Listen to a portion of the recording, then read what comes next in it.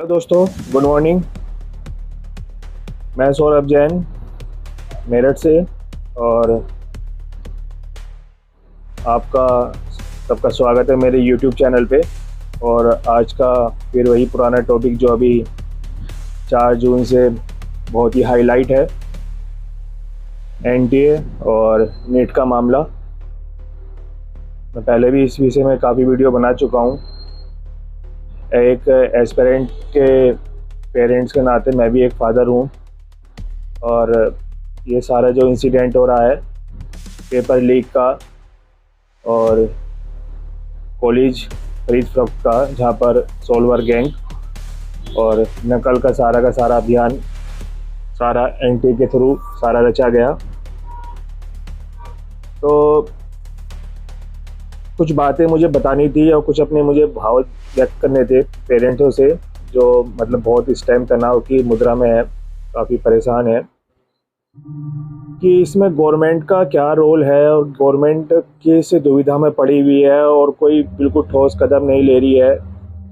तुमने DG change कर दिया, चलो ठीक है, तुम बिल ले आए, ठीक है, डीजी चेंज करने से क्या होगा, सुबोध कुमार का हटा दिया, क्या होगा।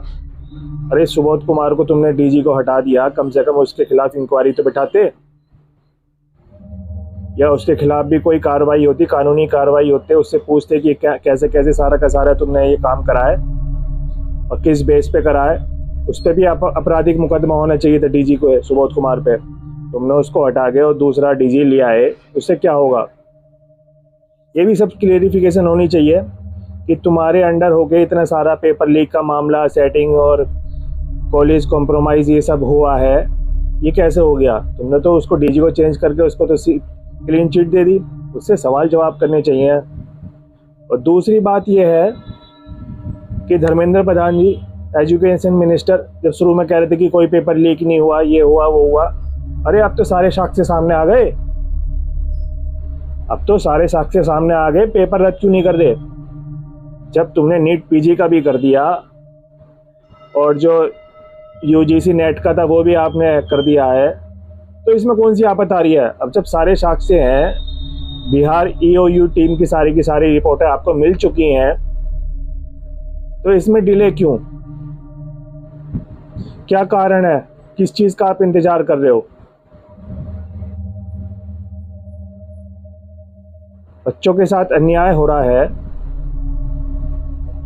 और चलो मान लेते हैं आप रीनीट नहीं कराना चाह रहे, तो आप इतने सारे बच्चों में कैसे पहचानोगे कि चीटर, ये जो पेपर बच्चा है चीटिंग से पास हुआ है, इसको पेपर आउट था और ये किसी बच्चे की सीट मार के ऊपर पहुंचा है, कैसे आप आइडेंटिफाई करोगे, ये तो बता दो।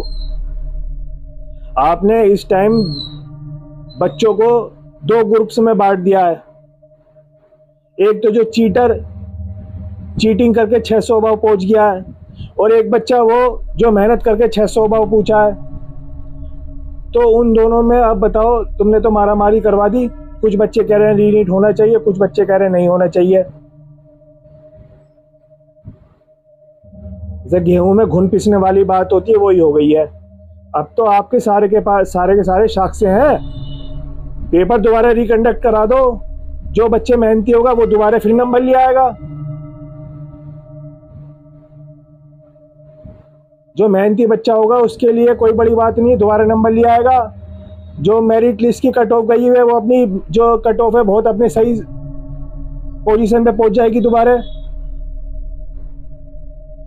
अब या तो आप इंतजार कर रहे हो सुप्रीम कोर्ट चला गया, हम इंतजार करेंगे 8 जुलाई तक,